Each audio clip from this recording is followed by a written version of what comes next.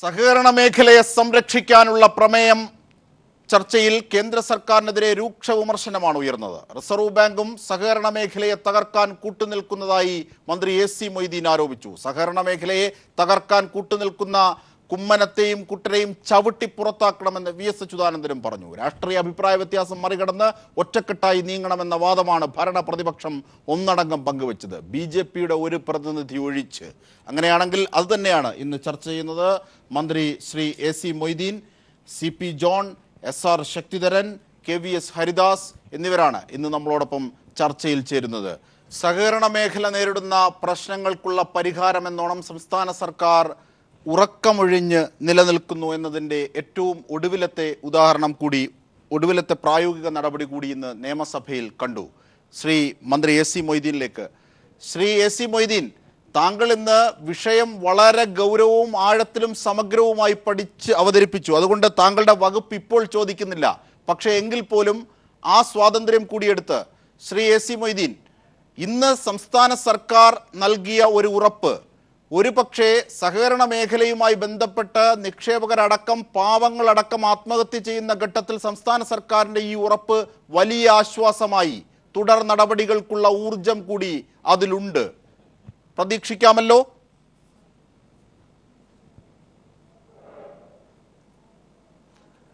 തീർച്ചയായും സഹകരണ മേഖലയിൽ കേന്ദ്ര ഗവൺമെൻറ്റെയും റിസർവ് ബാങ്കും ഇടപെട്ടുണ്ടായ പ്രതിസന്ധി രാജ്യത്തെ സാധാരണക്കാരെയാണ് ഏറ്റവും കൂടുതൽ ബാധിച്ചത്. സഹകരണ ബാങ്കിൽ നിക്ഷേപമുള്ള ആളുകൾ പരിഭ്രാന്തരായിരുന്നു. അവർക്കുള്ള നിക്ഷേപം തിരിച്ചെടുക്കാൻ കഴിയാതെ വളരെ വിഷമസന്ധിയിലായ ഒരു പ്രത്യേക ഘട്ടമാണ് ഈ 10-14 ദിവസക്കാലം ഉണ്ടായത്. തീർച്ചയായും ജനങ്ങൾക്ക് ഉത്കണ്ഠയുണ്ടാവുന്നത് സ്വാഭാവികമാണ്. സഹകരണ മേഖലയിൽ വിശ്വാസവും ആ സഹകരണ മേഖലയിലുള്ള നിക്ഷേപം സുരക്ഷിതമാവും എന്നുള്ള ബോധ്യവും ഉള്ളതുകൊണ്ടാണ് ആളുകൾ നിക്ഷേപിക്കുന്നത്. കേരളത്തിൽ ഈ സഹകരണ പ്രസ്ഥാനത്തിനെ അവസാനിപ്പിക്കണം എന്നുള്ള രീതിയിൽ കഴിഞ്ഞ കുറച്ചു കാലമായി പരിശ്രമങ്ങൾ തുടരുക. പുതിയ കാലഘട്ടത്തിൽ ആഗോളവൽക്കരണ നയങ്ങൾക്ക് ശേഷമാണ് ആ ആക്രമണം കടുത്തതായി വന്നത്. സ്വകാര്യ മൂലധന ശക്തികൾക്ക്, സ്വകാര്യ ബാങ്കുകാർക്കൊക്കെ ഈ കേരളത്തിൻ്റെ ഗ്രാമീണ മേഖലയിൽ ഇടപെടാൻ തടസ്സം നിൽക്കുന്ന സഹകരണ മേഖലയാണെന്ന് ബോധ്യപ്പെട്ടപ്പോഴാണ് അതിനെതിരായിട്ടുള്ള ആക്രമണം ശക്തിപ്പെട്ടു വരുന്നത്. അത്തരമൊരവസ്ഥയിലാണ് ഇപ്പോൾ നോട്ട് പിൻവലിക്കലുമായി ബന്ധപ്പെട്ട് കിട്ടിയ അവസരം പ്രയോജനപ്പെടുത്തി സഹകരണ സ്ഥാപനങ്ങളെ വല്ലാതെ പ്രയാസപ്പെടുത്തുന്ന തീരുമാനങ്ങളുണ്ടായത്. അതിനെതിരായി നിയമപരമായും സർക്കാരിനെ സമീപിക്കുന്ന രീതിയിലുമെല്ലാം കേരളത്തിലെ ഗവൺമെൻറ് നല്ല പോലെ ഇടപെട്ടു. പക്ഷേ കേന്ദ്ര ഗവൺമെൻറ് നിഷേധാത്മകമായ സമീപനം തുടരുകയാണ്. റിസർവ് ബാങ്ക് ആണെങ്കിൽ ഈ സഹകരണ പ്രസ്ഥാനത്തിനെ ഈ സന്ദർഭം പ്രയോജനപ്പെടുത്തി എങ്ങനെയെങ്കിലും കേരളത്തിൽ ഇല്ലാതെയാക്കാൻ കഴിയും എന്ന നിലപാട് സ്വീകരിച്ച് മുന്നോട്ട് പോവുക. കേരളത്തിലാണെങ്കിൽ കേന്ദ്ര ഭരണകക്ഷിയുടെ രാഷ്ട്രീയ പ്രസ്ഥാനം സഹകരണ ബാങ്കുകളിലാകെ കള്ളപ്പണമാണ്, കള്ളപ്പണം വെളുപ്പിക്കുന്ന കേന്ദ്രമാണെന്ന് ആക്ഷേപം ഉന്നയിച്ച് ഈ പാവപ്പെട്ടവരുടെ നിക്ഷേപമുള്ള ഈ സ്ഥാപനങ്ങളെ, മലയാളികളെ ആകെ തന്നെ അവമാനിക്കുന്ന നിലപാട് കൂടി സ്വീകരിക്കുക. പ്രായോഗിക നടപടികൾ കേരളത്തിലെ സഹകരണ പ്രസ്ഥാനം നിരവധി സ്വീകരിക്കുക. ഇവിടെയുള്ള 14 ജില്ലാ ബാങ്ക് പ്രസിഡന്റുമാരെയും ഞാൻ യോഗം വിളിച്ചു. ഇതിന് ബദലായ ചില നിലപാടുകൾ ഞങ്ങൾ സ്വീകരിക്കാൻ വേണ്ടിയുള്ള സംവിധാനം ഒരുക്കുകയാണ്. ഈ നിക്ഷേപകരുടെ അവരുടെ ആവശ്യങ്ങൾ, ദൈനംദിന ആവശ്യങ്ങൾ നിർവഹിക്കാൻ വേണ്ടിയുള്ള പദ്ധതികൾ ആവിഷ്കരിച്ചിട്ടുണ്ട്. രാഷ്ട്രീയ കക്ഷി വ്യത്യാസത്തിനപ്പുറത്ത് ഈ കാര്യങ്ങളോട് യോജിപ്പാണ് പൊതുവിൽ കേരളത്തിൽ ജീവനക്കാരുടെയിലും സഹകാരികൾക്കിടയിലും ഉണ്ടായത്. ആ യോജിപ്പ് ഇന്ന് നിയമസഭയ്ക്കകത്തും കണ്ടു. കേരളത്തിനെ സംരക്ഷിക്കാൻ വേണ്ടി, സഹകരണ ബാങ്കുകളെ സംരക്ഷിക്കാൻ വേണ്ടിയുള്ള ഈ പോരാട്ടത്തിൽ ഒരുമിച്ച് നിൽക്കാനാണ് കേരളത്തിലെ ജനങ്ങൾ ആഗ്രഹിക്കുന്നത് എന്നുള്ളതിൻ്റെ പ്രതിഫലനമാണ് കേരളത്തിലെ നിയമസഭയിൽ കണ്ടത്. അപ്പോഴും ഒരു വ്യത്യസ്ത ശബ്ദം, ശ്രീ ഒ രാജഗോപാൽ ഒരു വ്യത്യസ്ത ശബ്ദം പുറപ്പെടുവിച്ചു. പക്ഷേ അദ്ദേഹത്തിൻ്റെ വാദഗതികൾക്ക് യാതൊരു യുക്തിബോധമോ അതുപോലെ തന്നെ ന്യായീകരണമോ നിരത്താൻ അദ്ദേഹത്തിനായില്ല എന്ന് നിയമസഭാ നടപടികൾ കണ്ടവർക്കറിയാം. കേരള ഗവൺമെൻറ് അസന്നിഗ്ധമായി പ്രഖ്യാപിച്ചു, ഈ നിക്ഷേപകരുടെ ഒരു ചില്ലി പൈസ പോലും നഷ്ടപ്പെടില്ല, ഗവൺമെൻറ് ആ കാര്യത്തിന് ഉറപ്പ് നൽകും. അത് ഗവൺമെൻറ് ആലോചിച്ചുറച്ചെടുത്ത തീരുമാനമാണ്. കേരളത്തിലെ സഹകരണ പ്രസ്ഥാനത്തെ രക്ഷിക്കാൻ ഏതറ്റം വരെ പോകാനും നിക്ഷേപകരുടെ താല്പര്യം സംരക്ഷിക്കാനും അതോടൊപ്പം തന്നെ സഹകരണ പ്രസ്ഥാനത്തിനെ സംരക്ഷിക്കാനും വേണ്ടിയുള്ള നിശ്ചയദാർഢ്യമുള്ള നിലപാടാണ് കേരളത്തിലെ ഇടതുപക്ഷ ജനാധിപത്യ മുന്നണി ഗവൺമെൻറ് സ്വീകരിക്കുന്നത്. അതിൻ്റെ പ്രഖ്യാപനമാണ് കേരളത്തിൻ്റെ മുഖ്യമന്ത്രി ഇന്ന് അസംബ്ലിയിൽ നടത്തിയത്. ശ്രീ എ.സി. മൊയ്തീൻ, അതായത് 2007 മൻമോഹൻ സിംഗ് ഭരിക്കുന്ന സമയത്താണ് UPA കാലത്താണ് ഇത്തരത്തിൽ നിക്ഷേപകരുടെ പട്ടികകൾ സംബന്ധിച്ചുള്ള ഒരു കേസ് വരുന്നത്. ഹൈക്കോടതിയിലും പിന്നീട് സുപ്രീം കോടതിയിലും അടക്കം അതിൻ്റെ വിവക്ഷകൾ വിവരിക്കപ്പെട്ടു. അതൊക്കെ ചർച്ച ചെയ്തു. 2014 ആദായ നികുതി വകുപ്പിൻ്റെ ഉദ്യോഗസ്ഥരുമായും ഇൻ്റലിജൻസ് ഡയറക്ടറുമായും ഒക്കെ നടത്തിയ കൂടിക്കാഴ്ചയിൽ സർവീസ് സംഘടനകളുമായി സഹകരണ സംഘടനകളുമായി ബന്ധപ്പെട്ടവരൊക്കെ ഈ കണക്കുകൾ നൽകാമെന്ന് ഉറപ്പ് നൽകി. പക്ഷേ ഈ ഉറപ്പ് ഇതുവരെയും പാലിക്കപ്പെട്ടിട്ടില്ല എന്നുള്ള ഒന്ന്.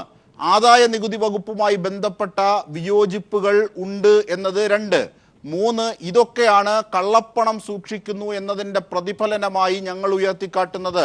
സംസ്ഥാനത്തിന് പുറത്തുനിന്ന് പോലും കള്ളപ്പണക്കാർ കേരളത്തിൻ്റെ നെഞ്ചായ, നിങ്ങളൊക്കെ കേരളത്തിൻ്റെ നെഞ്ചെന്ന് പറഞ്ഞ ആ സഹകരണ മേഖലയിൽ നിക്ഷേപം ഉയർത്തുന്നത് എന്നൊക്കെയാണ് BJP അക്കമിട്ട് നിരത്തുന്നതും പ്രചരിപ്പിക്കാൻ പോകുന്നതും. അവർ ഇനി അടുത്തിടെ അതിൻ്റെ പ്രചരണവുമായി ബന്ധപ്പെട്ട് പരസ്യമായി രംഗത്ത് വരാനും കൂടി പോവുകയാണ്. കേരളത്തിൻ്റെ ആ വിഷയങ്ങൾ കൂടി ഒന്ന് ദൂരീകരിച്ചാൽ മന്ത്രി.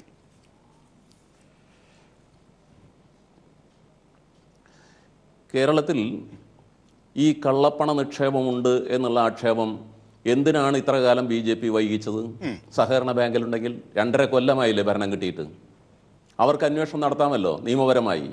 കള്ളപ്പണം കണ്ടെടുക്കാം, അതിന് പേരിലുള്ള നടപടി സ്വീകരിക്കാം, അതിന്മേൽ നികുതി ചുമത്താം. ഈ നടപടികളൊന്നും 2.5 വർഷക്കാലമായി ഉണ്ടായില്ല. കേരളത്തിൽ അന്നും BJP ഉണ്ട്, ഈ നേതാക്കളൊക്കെ ഉണ്ട്. എന്തെങ്കിലും ആക്ഷേപം ഈ BJP നേതാക്കൾ ഉന്നയിച്ചു? ഇപ്പോൾ ഇതിൻ്റെ പുറകിൽ ഗൂഢാലോചനയും രാഷ്ട്രീയ ലക്ഷ്യമുണ്ട്. അതിൻ്റെ ഭാഗമായിട്ടാണ് വ്യാജമായ ഈ ആരോപണം ഉന്നയിക്കുന്നത്. കള്ളപ്പണം ഉണ്ടെങ്കിൽ, ഞാൻ ഇല്ലെന്ന് നിഷേധിച്ചല്ലോ, ഏതെങ്കിലും ബാങ്കുകൾ അപൂർവമായി ചിലപ്പോൾ കണ്ടേക്കാം, ഉണ്ടെങ്കിൽ അത് പരിശോധിക്കുന്നതിന് സർക്കാർ എതിരല്ല എന്ന് അസന്നിഗ്ധമായി തർക്കമുണ്ടായ സന്ദർഭത്തിൽ തന്നെ ഞാൻ സൂചിപ്പിച്ചിട്ടുണ്ട്. കള്ളപ്പണം വെളുപ്പിക്കുന്ന കേന്ദ്രങ്ങളാണ് കേരളത്തിലെ സഹകരണ ബാങ്കുകളെന്ന് ആ സഹകരണ ബാങ്കുകളുടെ മുമ്പിൽ ചെന്ന് പറയാനുള്ള ആർജവം ഈ ചാനൽ ചർച്ചയിൽ കയറി ചർച്ച നടത്തുന്ന BJP നേതാക്കൾക്കുണ്ടാവും എന്ന് ഞാൻ കരുതുന്നില്ല. BJPയുടെ ബാങ്കുകളുടെ കണക്കിന്ന് അസംബ്ലിക്കകത്ത് ഞാൻ പറയാതെ വിട്ടതാണ്. 10-25 ബാങ്കുകളിലായി 1550 കോടി രൂപയുടെ നിക്ഷേപം എൻ്റെ കയ്യിൽ കണക്കുള്ളത് വെച്ച് നിക്ഷേപമുണ്ട്. അതിലൊന്ന് തിരുവനന്തപുരത്തെ ബാങ്കാണ്. 565 കോടി രൂപയുടെ നിക്ഷേപമുണ്ട് അനന്തരപുരി സർവീസ് സഹകരണ ബാങ്കിൽ. അതൊക്കെ കള്ളപ്പണമാണ് എന്നുള്ള ആക്ഷേപം ശ്രീ കുമ്മനം രാജശേഖരന് മറ്റുള്ള ആളുകൾക്കുണ്ടോ? ഉണ്ടെങ്കിൽ അവിടെ ചെന്ന് പറയണം. സഹകാർ ഭാരതിയുടെ സഹകരണ വാരാഘോഷത്തിന് മുമ്പ് കേരള സംസ്ഥാന സമ്മേളനം നടന്നു. അതിൻ്റെ ലേഖകൻ ശ്രീ സദാനന്ദൻ്റെ, അതിൻ്റെ സംസ്ഥാന പ്രസിഡന്റാണ്. അദ്ദേഹത്തിൻ്റെ ലേഖനം വന്നല്ലോ. കേരളത്തിലെ സഹകരണ പ്രസ്ഥാനം മാതൃകാപരമായി പ്രവർത്തിക്കുന്നതാണ്. കള്ളപ്പണം ഏതെങ്കിലും മേഖലയിലുണ്ടെങ്കിൽ ആ കള്ളപ്പണം വെളിച്ചത്ത് കൊണ്ടുവരാൻ വേണ്ടിയുള്ള ഏത് നടപടി സ്വീകരിക്കുന്നതിനെയും ഞങ്ങൾ സ്വാഗതം ചെയ്യും. ഇവിടെ അതിൻ്റെ പേരും പറഞ്ഞ് കേരളത്തിലെ മഹത്തായ ഒരു പ്രസ്ഥാനത്തെ ചില്ലിക്കാശ്, സാധാരണക്കാരൻ്റെ കൂലിവേലക്കാരൻ്റെ വിയർപ്പൊഴുക്കിയ പണം ഉൾപ്പെടെ നിക്ഷേപിച്ച് വളർന്നു വന്ന ഒരു സഹകരണ പ്രസ്ഥാനത്തെ അവമാനിക്കുക, അതിൻ്റെ പേരിൽ അതിനെ ബുദ്ധിമുട്ടിക്കുക എന്ന് വരുന്നത് ഈ കേരളീയരെ അവമാനിക്കുന്നതിന് തുല്യമാണെന്ന് BJP താമസിയാതെ തിരിച്ചറിയും എന്നാണ് ഞാൻ പ്രതീക്ഷിക്കുന്നത്.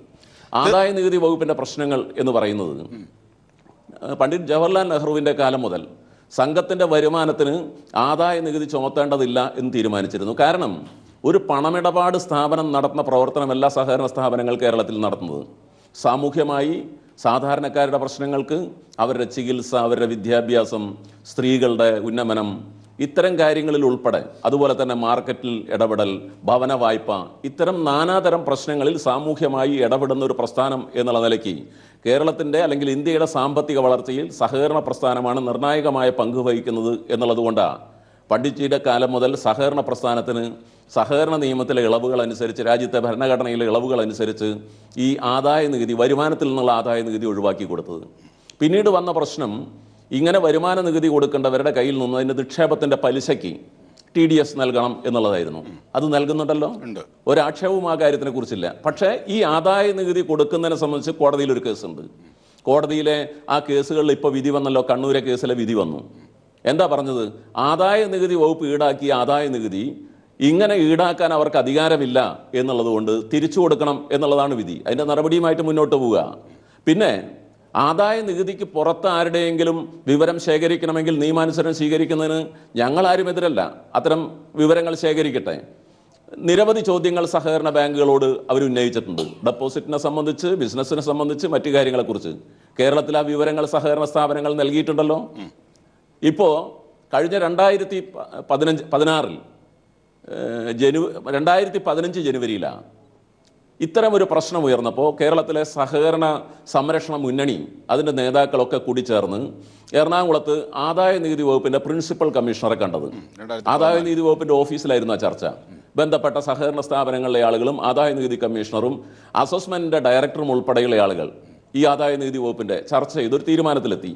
25 ലക്ഷം രൂപയ്ക്ക് മേലുള്ള നിക്ഷേപത്തിൻ്റെ കണക്കുകളാകെ കൊടുത്താൽ മതി, അതിന് താഴെയുള്ളത് കൊടുക്കേണ്ടതില്ല.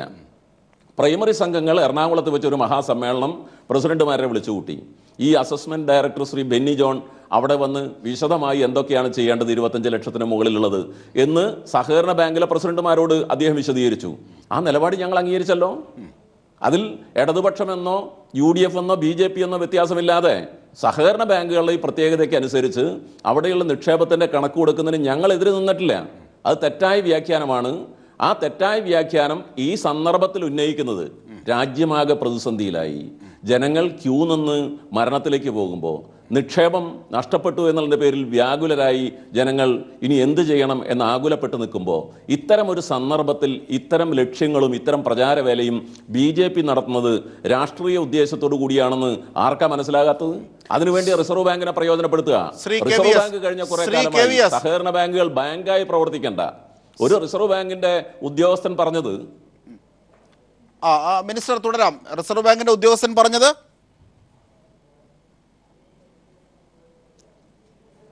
റിസർവ് ബാങ്കിന്റെ ഒരു ഉദ്യോഗസ്ഥൻ പറഞ്ഞത് നിങ്ങൾ എന്തിനാണ് ബാങ്കിങ് ബിസിനസ് നടത്തുന്നത്, അതിന് ഞങ്ങളില്ലേ എന്നാ. അതിന്റെ അർത്ഥം എന്താ? ഈ കേരളത്തിൽ ഈ ബാങ്കുകൾ ചെയ്യുന്ന ഏതെങ്കിലും ഒരു പ്രവർത്തനം നാഷണലൈസ്ഡ് ബാങ്കുകൾ, വാണിജ്യ ബാങ്കുകൾ ചെയ്യുന്നുണ്ടോ? ഇപ്പോൾ അർബൻ ബാങ്കുകളുണ്ടല്ലോ സഹകരണ മേഖലയിൽ, പണം കൊടുക്കുക, വായ്പ വാങ്ങിക്കുക എന്നുള്ളതിന്റെ അപ്പുറത്ത് നിങ്ങൾക്ക് ആർക്കെങ്കിലും ചെന്ന് അവിടെ നിന്ന് നിങ്ങളുടെ ആവശ്യത്തിന്, ഒരു സാധാരണക്കാരന്റെ ആവശ്യത്തിന് ഒരു ലോൺ, അങ്ങനെയാണ് മിനിസ്റ്റർ വ്യക്തമാണ്. മിനിസ്റ്ററിലേക്ക് ഞാൻ എത്താം. ശ്രീ KVS ഹരിദാസ്, അതായത് ഇങ്ങനെയാണ്, ഓരോ ബാങ്ക് സംവിധാനമല്ല സർവീസ് സഹകരണത്തിനുള്ളത്, ആ സർവീസ് കൂടിയുണ്ട്. അത് മനസ്സിലാക്കാതെ മുമ്പോട്ട് പോകരുത്. ഒരു ചെറിയ ഉദാഹരണം, പ്രധാനമന്ത്രി നരേന്ദ്രമോദിയുടെ തന്നെ സങ്കല്പമാണല്ലോ എല്ലാം ഈ വ്യവസ്ഥയിലാവുക എന്നത്. ഈ സംസ്ഥാനങ്ങൾ, ഈ ജില്ലകൾ ആ രീതിയിലേക്ക് വളരെ ആധുനികവൽക്കരിക്കുക എന്നുള്ളത്. കേരളം അത്തരത്തിൽ വൽക്കരിക്കപ്പെട്ടിട്ട് അക്ഷയ പദ്ധതിയിലൂടെയാണ്. അങ്ങനെയുള്ള പദ്ധതിക്ക് അടക്കം പൈസ നൽകിയത് സഹകരണ മേഖലയിലാണ്. ഹിന്ദി സംസാരിക്കുന്ന ഇത്തരം ആൾക്കാർ പറയുന്നത് നിങ്ങളുടെ കേരള ഘടകമെങ്കിലും വെള്ളം തൊടാതെ വിഴുങ്ങേണ്ടതുണ്ടോ? ശ്രീ KVS.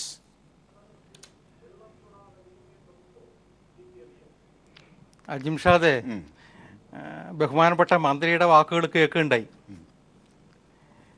ഒരു കാര്യം ഞാൻ ആദ്യമേ സൂചിപ്പിക്കട്ടെ, BJPയോ സംഘപരിവാർ പ്രസ്ഥാനങ്ങളോ സഹകരണ പ്രസ്ഥാനങ്ങൾക്ക് എതിരല്ല. അപ്പം അദ്ദേഹം തന്നെ സൂചിപ്പിച്ചു സഹകാർ ഭാരതിയുടെ കാര്യം. RSSന്റെ ഒരു പരിവാർ സംഘടന എന്ന നിലയിൽ തന്നെ സഹകാർ ഭാരതിയുടെ പ്രവർത്തനം കേരളത്തിലടക്കം നന്നായിട്ട് നടക്കുന്നുണ്ട്, വളർന്നു വരുന്നുണ്ട്. ഒട്ടനവധി സഹകരണ സ്ഥാപനങ്ങളിൽ ഈ പറഞ്ഞ ആൾക്കാർക്കൊക്കെ ചെറുതും വലുതുമായ പങ്കാളിത്തവുമുണ്ട്. അപ്പോൾ ഒരു കാരണവശാലും സഹകരണ പ്രസ്ഥാനങ്ങളെ തളർത്താനോ തകർക്കാനോ ഉള്ള ഉദ്യമം ഈ പ്രസ്ഥാനങ്ങളുടെ ഭാഗത്തു നിന്നും ഉണ്ടാവില്ല. അങ്ങനെയുള്ള തെറ്റിദ്ധാരണ ഉണ്ടാവാൻ പാടില്ലാത്ത. താങ്കളുടെ പ്രതികരണം സമഗ്രമാകാൻ ചില കാര്യങ്ങൾ ആഡ് ചെയ്തോട്ടെ. അതായത് തുടക്കം ഇത്തരത്തിലുള്ള പറച്ചിലുകളല്ലാതെ പ്രായോഗിക തരത്തിൽ ഒരിക്കലും പുസ്തകത്തിലെ പശു പുല്ല് തിന്നില്ല. നോക്കൂ, ഈ വിധത്തിൽ നിങ്ങൾ പറയുന്നുണ്ടെങ്കിലും ഇന്ന് നിങ്ങളുടെ പ്രതിനിധിയായ O രാജഗോപാൽ പോലും ഒറ്റപ്പെട്ട ഒരു ശബ്ദം മാത്രമാണ് ഇന്നുണ്ടായ പ്രമേയത്തെ എതിർത്തുകൊണ്ട് മുഴക്കിയത്. അത് O രാജഗോപാലിൻ്റെതാണ്, അത് BJP-ക്കാരൻ്റെതാണ്. അങ്ങനെയെങ്കിൽ അവിടെ പറഞ്ഞത് പുറത്തു നിന്നുള്ള കള്ളപ്പണക്കാരുടെ വരെ മേഖലയായി സഹകരണ മേഖല മാറുന്നു എന്ന്, കേരളത്തിൻ്റെ സഹകരണ മേഖല മാറുന്നു എന്ന്. സഹകരണ മേഖലയിലൂടെ ജീവിതം പടുത്തുയർത്തിയവർ ഇത് കേട്ടാൽ എന്ത് വിചാരിക്കുമെന്ന് BJP-ക്ക് തോന്നുന്നുണ്ടോ? അതടക്കമുള്ള കാര്യങ്ങൾ എടുക്കൂ.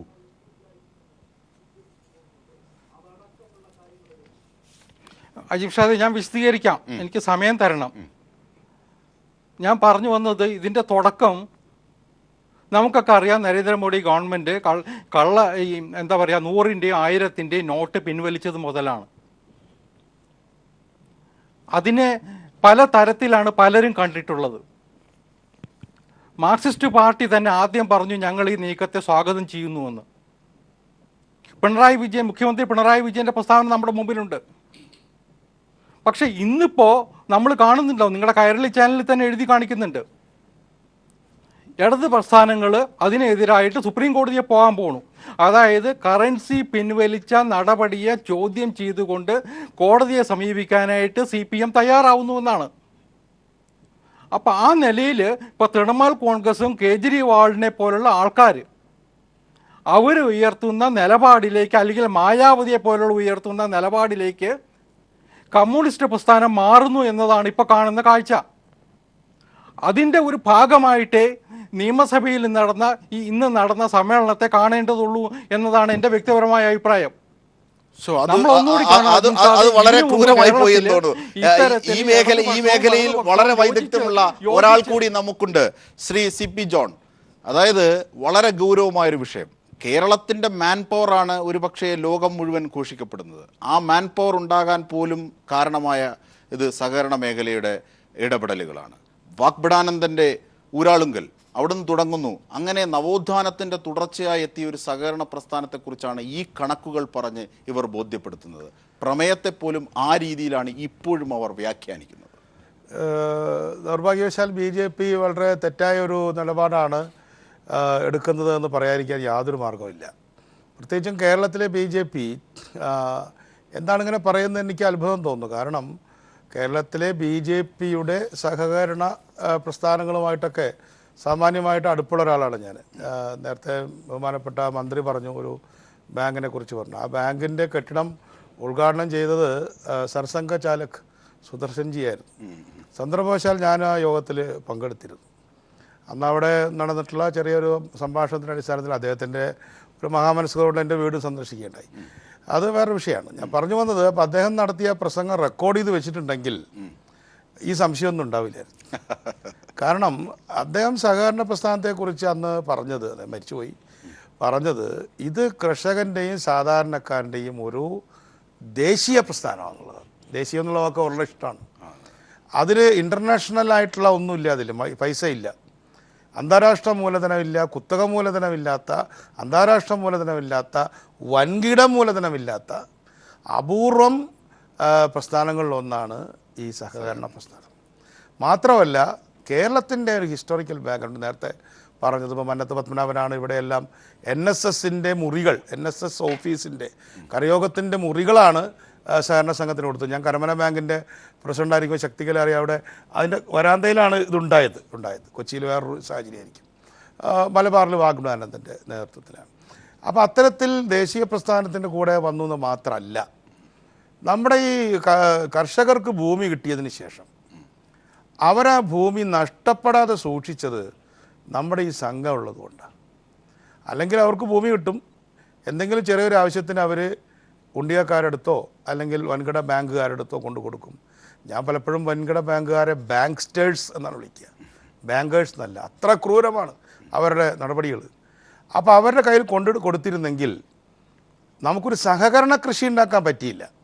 സഹകരണ രംഗത്തൊരു കൃഷി നടന്നില്ല. പക്ഷേ സഹകരണ രംഗത്ത് കൃഷി നടന്നില്ലെങ്കിലും കൃഷി നടത്തിപ്പിൽ സഹകരണം പ്രസ്ഥാനം ഏർപ്പെടുകയും അവരുടെ ഭൂമി സ്വന്തം കയ്യിലും സ്വന്തം ഗ്രാമത്തിലുള്ള ആളുകളുടെ കൂട്ടായ്മയോടുകൂടെയും തടുത്ത് നിർത്തിയത് ജന്മിമാരിലേക്കും അല്ലെങ്കിൽ വൻകിട കുണ്ടികക്കാരിലേക്കും ഭൂമി തിരിച്ചു പോവാതെ നിന്നത്, 10 സെൻറ്റ് പോവാതെ നിന്നത്, ഈ 10 സെൻറ്റ് പണയം വെച്ച് ഗൾഫിലേക്ക് പോകാൻ പറ്റിയത്, അതുപോലെ നിരവധി ചെറിയ സംരംഭങ്ങൾ, ചായക്കടയാണെങ്കിലും അതുപോലെ എന്തെങ്കിലും ഒരു ഷോപ്പാണെങ്കിലും ഒക്കെ തുടങ്ങാൻ പറ്റിയതെല്ലാം ഇതുകൊണ്ടാണ്. ഇന്നിപ്പോൾ ഒരു ഓട്ടോറിക്ഷ ഡ്രൈവർ എൻ്റെ ഭാര്യയെ സഹകരണ ബാങ്കിൽ കൊണ്ടുവിട്ട് വരുമ്പോൾ ചോദിച്ചു, സാറേ ഈ ബാങ്കിൽ ഡെപ്പോസിറ്റ് ചെയ്ത പ്രശ്നം, അപ്പോൾ സ്റ്റേറ്റ് കോപ്പറേറ്റീവിലാണ്, വലിയ കുഴപ്പമില്ല, അപ്പോൾ എന്താ ചോദിക്കാൻ കാര്യം എന്ന് വെച്ചപ്പോൾ അയാൾ പറഞ്ഞു, ഇത്രേ സാറേ ഞാൻ മോളുടെ കല്യാണത്തിനായിട്ടൊരു 4 ലക്ഷം ഉറുപ്പ്യ എടുത്തത് ഒരു സർവീസ് ബാങ്കിൽ ഇട്ടിരിക്കുകയാണ് ഉടനെ കിട്ടാനായിട്ട്, അത് കിട്ടാനില്ല.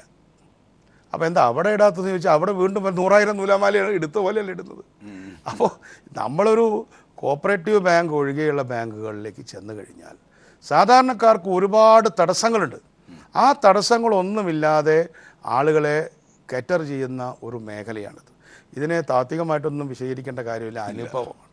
ആ അനുഭവത്തിൻ്റെ അടിസ്ഥാനത്തിൽ പ്രവർത്തിക്കുമ്പോൾ എവിടെയെങ്കിലും ആർക്കെങ്കിലും തെറ്റുപറ്റിയിട്ടുണ്ടെങ്കിൽ ഞാൻ വിനയത്തോടൊരു ചോദ്യം BJPയുടെ പ്രതിനിധിയോട് ചോദിക്കട്ടെ, ഈ കഴിഞ്ഞ 2 മാസം മുമ്പല്ലേ ആംനസ്റ്റി കൊടുത്തത്? 60,000 കോടി രൂപ ഒരു സോഴ്സും പറയാതെ, നോ എൻക്വയറി, നോ സ്ക്രൂട്ടിനി. ആ ഒരു മര്യാദയെങ്കിലും കോഓപ്പറേറ്റീവിനോട് കാണിച്ചൂടെ? ഇത് കോഓപ്പറേറ്റീവിന് യാതൊരു തരത്തിലും അനുവാദമില്ലാതെ കോഓപ്പറേറ്റീവിനെ കുറ്റിയിൽ പിടിച്ച് കെട്ടി തീ വയ്ക്കുക, അറ്റ് സ്റ്റേക്ക് എന്ന് പറഞ്ഞത്, ബേണിംഗ് അറ്റ് സ്റ്റേക്ക് എന്ന് പറഞ്ഞതുപോലെ ഈ കുറ്റിക്ക് പിടിച്ച് കെട്ടരുത്. ഇത് ഇന്ത്യയിലെ ആകെ കാർഷിക ഗ്രാമീണ വ്യവസ്ഥയെ ബാധിക്കും. ഗുജറാത്തിലെ കർഷക പ്രസ്ഥാനം എന്ന് പറയുന്നത് നമ്മളെപ്പോലെയൊന്നുമല്ല, നമ്മുടെ ക്രെഡിറ്റ് സൊസൈറ്റിയിലൊക്കെ കിടക്കുന്നതിൻ്റെ എത്രയോ വലിയ സംഖ്യയാണ് അവിടുത്തെ മിൽക്ക് കോപ്പറേറ്റീവിൽ കിടക്കുന്നത്. നമ്മൾ ഈ ബാങ്കിങ് നടത്തുന്നു എന്ന് മാത്രമേ ഉള്ളൂ. മഹാരാഷ്ട്രയിലെ കരിമ്പ് കർഷകരുടെ കോപ്പറേറ്റീവ്സ്, പിന്നെ വലിയ ദേശീയ തലത്തിലുള്ള കൃഷ്മോ, ഇഫ്കോ, അവരുടെയൊക്കെ ലാഭം എന്ന് പറയുന്നത് തന്നെ ഏതാണ്ട് 1000 കോടി രൂപയാണ്. ഇവിടെ ഒന്നും ഇല്ല സത്യത്തിൽ. പിന്നെ നമ്മുടെ പാവങ്ങളുമായുള്ള ക്രയവിക്രയമല്ല, അല്ല, നമ്മൾ മൊത്തത്തിൽ കൂട്ടി പറയുമ്പോൾ നമ്മളും ഇച്ചിരി കട്ടിയിൽ ഇരിക്കട്ടെ എന്ന് പറഞ്ഞ് 1.5 ലക്ഷം കോടി എന്നൊക്കെ പറയും. പക്ഷേ എല്ലാവരുടെ കയ്യിലും കുറച്ചേ ഉള്ളൂ. കുറച്ചധികമുള്ള 4-5 പേരേ ഉള്ളൂ. എൻ്റെ കൃത്യമായ കണക്ക് ഞാൻ പ്ലാനിംഗ് ബോർഡിലുള്ള സമയത്ത് 500 കോടിയുടെ മുകളിലേക്ക് നോക്കിയപ്പോൾ വളരെ കുറച്ച്, അപ്പോൾ 400 കോടിയുടെ മുകളിലേക്ക് വിളിച്ചപ്പോൾ വന്നത് വെറും 10 പേരാണ്. ഇപ്പോഴും അത്രയേ ഉള്ളൂ. 500 പേരുടെ 600 കോടിയുടെ മുകളിൽ 3 ബാങ്കേ ഇപ്പോഴും ഉള്ളൂ, 3. ബാക്കി വരുന്ന 1500 ബാങ്കുകളിലെ ശരാശരി ഡെപ്പോസിറ്റ് എന്ന് പറഞ്ഞാൽ, ഇപ്പോൾ മിനിസ്റ്റർക്ക് എന്നെക്കാളും കണക്കുകൾ അറിയുന്നുണ്ടാവും, ഒരു 40 കോടി, 50 കോടി, 30 കോടി, 60 കോടി, 100 കോടി താഴെയാണ്. അപ്പോൾ ഇതിനൊക്കെ ഒരു സമയവും കൊടുക്കാതെ ഇത്തരത്തിലുള്ള കാര്യങ്ങൾ ചെയ്യുക. 1. 2, മിസ്ലേനിയസ് സംഘങ്ങളെക്കുറിച്ച് നമ്മൾ ഇതുവരെ ചർച്ച ചെയ്തില്ല. മിസ്ലേനിയസ് കോപ്പറേറ്റീവ്സ് എന്ന് പറയുന്നത് ഈ സഹകരണ ക്രെഡിറ്റ് കോപ്പറേറ്റീവ് പോലെ തന്നെ മൃദുവായ ക്രെഡിറ്റ് കാര്യങ്ങൾ ചെയ്യുന്നവരാണ്. അത് എംപ്ലോയീസ് കോപ്പറേറ്റീവ്സ് ഉണ്ട്, ഫിഷർമെൻ കോപ്പറേറ്റീവ്സ് ഉണ്ട്. അവിടെയൊക്കെ കുറച്ച് ഡെപ്പോസിറ്റ് മേടിക്കാൻ അനുവാദം കൊടുത്തിട്ടുണ്ട്, ഗോൾഡ് വയ്ക്കാൻ അനുവാദം കൊടുത്തിട്ടുള്ള മിസ്ലേനിയസുകാരുണ്ട്. ഇവരൊക്കെ ഇന്ന് ഡാർക്കിലല്ലേ? ഇവരൊക്കെ എന്താ ചെയ്യേണ്ടതെന്ന് അവർക്കൊരു പിടിയില്ല. അപ്പോൾ അതുകൊണ്ട് ഇനിയിപ്പോൾ തർക്കിച്ച് സമയം കളയാതെ BJP അടക്കമുള്ള പാർട്ടികൾ ചെയ്യണമെന്ന് ഞാൻ ആഗ്രഹിക്കുന്നത്, ഈ കേന്ദ്രത്തിൽ ചെന്നിട്ട് ഇവർ ഇട്ടിരിക്കുന്ന പൈസ, വേറെ പൈസയൊന്നും വേണ്ട, ഇവർ മറ്റ് ബാങ്കുകളിൽ, ജില്ലാ ബാങ്കിലും അതുപോലെ തന്നെ മറ്റ് ഫെഡറൽ ഷെഡ്യൂൾഡ് ബാങ്കുകളിലുമൊക്കെ ഇട്ടിരിക്കുന്ന പൈസ, വേറെ ഒരു പൈസയും വേണ്ട, അത് അവർക്ക് കൊടുത്തിട്ട് അവരുടെ ബിസിനസ് നടക്കട്ടെ. ഇതിനിടയിൽ ഇത്തരത്തിൽ നിങ്ങൾക്ക് തരാനുള്ള കംപ്ലയൻസുകൾ ഇതൊരു ഷോക്ക് ട്രീറ്റ്മെൻറ്റായി കണക്കാക്കിക്കൊണ്ടതിനാവട്ടെ. എല്ലാ കംപ്ലയൻസുകളും പാലിക്കാൻ പറ്റിയ അവസരമാണ്. പക്ഷേ അതിനെക്കുറിച്ചൊന്നും ഒരു അക്ഷരം നമ്മുടെ MP-മാർ പോയി പ്രധാനമന്ത്രിയെ കണ്ടിട്ട് പോലും, മുഖ്യമന്ത്രി കത്തയച്ചു, മുഖ്യമന്ത്രി കേന്ദ്ര ധനകാര്യമന്ത്രിയെ കണ്ടിട്ട് പോലും, ഇപ്പോൾ അതാ ഇന്ന് വളരെ ശുഭതർക്കമായ കാര്യമാണ്, നിയമസഭയിൽ ഒരംഗത്തിൻ്റെ മാത്രം എതിർപ്പോടുകൂടി ഒരു പ്രമേയം പാസ്സാക്കിയിട്ടും. ഇത് നമ്മളൊരു അടിമ രാജ്യമൊന്നുമല്ല കേരളം. നമ്മളെല്ലാം കൂടുമ്പോഴാണ് ഇന്ത്യ ഉണ്ടാവുന്നത്. അതാണ് ഇന്ത്യൻ ഫെഡറലിസം. അപ്പോൾ അതുകൊണ്ട് ഒരു യജമാനനും ഭൃത്യനും എന്ന രീതിയിൽ സംസ്ഥാനങ്ങളെയും സംസ്ഥാനത്തെ സഹകരണ പ്രസ്ഥാനമടക്കമുള്ള ഒരു പ്രസ്ഥാനത്തെയും കൈകാര്യം ചെയ്യരുത്. ഇപ്പോൾ റിസർവ് ബാങ്കിൽ ഞങ്ങൾ പോയപ്പോൾ ഉണ്ടായൊരു അനുഭവം അവർ പറഞ്ഞത്, നിങ്ങളുടെ കയ്യിൽ ഈ നോട്ട് കള്ളനോട്ടാണോ എന്ന് അറിയാനുള്ള മെഷീൻ ഇല്ല. ഞാൻ ചോദിച്ചില്ല, പിന്നെ പുറത്തു വന്നിട്ട് ഞാൻ ചോദിച്ചു. ഞാൻ അവിടെ ചോദിക്കുന്നത് ശരിയല്ല, പെട്രോൾ ബങ്കിലെല്ലാം ഈ നോട്ട് സംവിധാനമുണ്ട്. ഇവിടെ പെട്രോൾ ബങ്കിന് കൊടുത്തിട്ടുള്ള ഒരു അംഗീകാരമെങ്കിലും സഹകരണ ബാങ്കിന് കൊടുക്കണ്ടേ? ഇപ്പം ചില പോസ്റ്റ് ഓഫീസുകൾ, പോസ്റ്റ് ഓഫീസ് വലിയ പ്രസ്ഥാനമാണ്, പക്ഷെ നമ്മുടെ നാട്ടിലൊക്കെ ഒരു പോസ്റ്റ് ഓഫീസ് വർക്ക് ചെയ്യുന്ന എവിടെയാണ്? ഒരു 100 സ്ക്വയർ ഫീറ്റ് മുറിയിൽ കറണ്ടില്ലാത്ത, ഫോണില്ലാത്ത എത്രയോ കോപ്പറേറ്റീവ് പോസ്റ്റ് ഓഫീസ് ബ്രാഞ്ചുകളുണ്ട്. അപ്പോൾ അവരെയൊക്കെ വിശ്വാസം എടുക്കാം. ഒരു ED ജീവനക്കാരനാണ് അവിടെ ഇരിക്കുന്നത്. ആ ED ജീവനക്കാരനെയും അവരൊന്നും മോശമായിട്ട് പറയല്ല, ഒരു പെട്രോൾ ബങ്കിൽ നിൽക്കുന്ന, പെട്രോൾ അടിച്ച് കൊടുക്കുന്ന ഒരു കുട്ടിയെയും വിശ്വസിക്കാൻ പറ്റാത്ത അത്ര പോലും കോപ്പറേറ്റീവ് സൊസൈറ്റികളെ വിശ്വസിക്കാൻ പറ്റില്ല എന്നൊക്കെ പറഞ്ഞാൽ ദൗർഭാഗ്യകരമാണ്. അതാണ് തീർച്ചയായും ശ്രീ SR ശക്തിധരൻ. അതായത് ഫെഡറൽ നൈതികതയ്ക്ക് മേലുള്ള ആക്രമണം അടക്കം ശ്രീ CP ജോൺ വിശദീകരിച്ചു. നോക്കൂ, NBFC, non banking financial companies, ഇവർക്ക് കൊടുക്കുന്ന ആനുകൂല്യങ്ങൾ കൂടി പരിശോധിക്കപ്പെടണ്ടേ? ഒരുപക്ഷെ സഹകരണ മേഖലയ്ക്കില്ലാത്ത ആനുകൂല്യങ്ങൾ അവർ വരെ പറ്റുന്നു. ഇവരൊക്കെ ഡിപ്പോസിറ്റ് സ്വീകരിക്കുന്നവരുണ്ട്, അതിൽ ഡിപ്പോസിറ്റ് പെർമിറ്റ് ആയവരും പെർമിറ്റ് അല്ലാത്തവരുമുണ്ട്. പക്ഷേ അവരൊക്കെ കടപ്പത്രം എന്ന രീതിയിൽ ഇത് നൽകി ഡിപ്പോസിറ്റുകൾ സ്വീകരിക്കുന്നുണ്ട്. ഇങ്ങനെയൊക്കെയുള്ള സംവിധാനം ഇവിടെ ഉള്ളപ്പോഴാണ് കോർപ്പറേറ്റുകൾക്ക് അനുകൂലമായി വലിയ കാവ്യം രചിക്കുന്നു എന്ന് കേന്ദ്ര സർക്കാരിന് മേൽ ആരോപണമുള്ളപ്പോഴാണ് സഹകരണ പ്രസ്ഥാനത്തിന് മേൽ ഡയറക്റ്റായി കൈവെക്കാനുള്ള ധൈര്യം അവർ കിട്ടിയത്. അതിൻ്റെ പിന്നിൽ എന്ത് ശ്രീ ശക്തിധരൻ? ഇവിടുത്തെ BJP-ക്കാരുടെ ഒരു അഹന്തയുടെ ഭാഗമാണിത്, അല്ലാതെ വേറൊന്നുമല്ല. അവർക്ക് മനസ്സിലാവാഞ്ഞിട്ടല്ല, അവർക്ക് അറിയാഞ്ഞിട്ടല്ല. ഇവിടുത്തെ സഹകരണ പ്രസ്ഥാനവും ഇവരുടെ ഗുജറാത്തിലുള്ള സഹകരണ പ്രസ്ഥാനവും ഒക്കെ വ്യത്യസ്തമാണെന്നുള്ളത് അവർക്കും വളരെ കൃത്യമായിട്ട് അറിയാം. കാരണം ഇവിടെ സഹകരണ പ്രസ്ഥാനത്ത് നല്ലപോലെ പ്രവർത്തിക്കുന്ന BJP-ക്കാരും ഉണ്ട് ഇവിടെ. അവർക്കും അറിയാം ഇവിടെ എങ്ങനെയൊക്കെയാണ് ഇത് പ്രവർത്തിക്കുന്നതെന്ന്. ഇതൊന്നുമില്ലാത്ത കുറേ പുതിയ പുത്തൻകൂറ്റ് BJP-ക്കാർ ഈ പാർട്ടിക്കകത്തേക്ക് വന്നിട്ടുണ്ട്. അവരുടെ ഒരു അസഹിഷ്ണുതയാണ് അവരിന്നിവിടെ കാണിച്ചത്. കഴിഞ്ഞ തെരഞ്ഞെടുപ്പിൽ കുറച്ച് ശതമാനം വോട്ടിൻ്റെ ഒരു വർധനവൊക്കെ ഉണ്ടായത് ഇതിനി ഇങ്ങോട്ട് വർദ്ധിച്ച് വരാൻ പോവുകയാണ് എന്നുള്ള ചില ധാരണകളുടെ അടിസ്ഥാനത്തിൽ അവർ ചില സ്വപ്നങ്ങൾ കാണുന്നുണ്ട്. ആ സ്വപ്നങ്ങൾ സാക്ഷാത്കരിക്കുന്നതിന് വേണ്ടിയിട്ടുള്ള ഒരു ഉപകരണമായി ഈ കേന്ദ്ര ഭരണത്തെ ഈ ഒരു സന്ദർഭത്തിൽ ഉപയോഗപ്പെടുത്താം.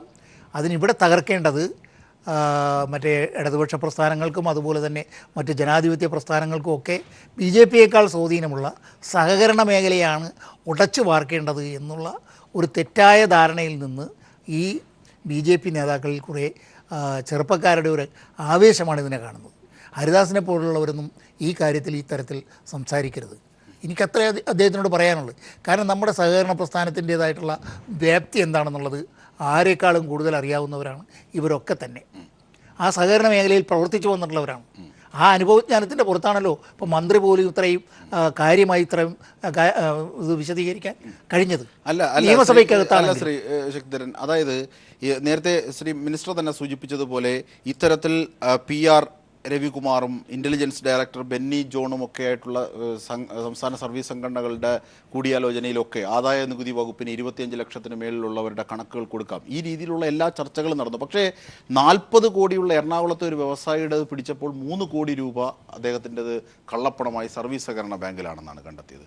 ഇങ്ങനെ ഇത്തരത്തിൽ ഒരുപാട് കണക്കുകൾ ആദായ നികുതി വകുപ്പുമായി ബന്ധപ്പെട്ട് പല രീതിയിലും വാർത്തകളായും പുറത്തെത്തുന്നു. ഇതിൻ്റെ ഗൂഢാലോചനയുടെ പരപ്പൊരു പക്ഷേ ആ രീതിയിൽ അളക്കാനാകും. അല്ല, അത് അങ്ങനെ അളക്കുക എന്നുള്ളത് തന്നെയാണ് ഇതിൻ്റെ ലക്ഷ്യം. ഇനി വേറെയും തരത്തിൽ ഒരുപാട് ഇളക്കലുകളും മറ്റേ പ്രചാരങ്ങളും ഒക്കെ വരാനിരിക്കുന്നേ ഉള്ളൂ.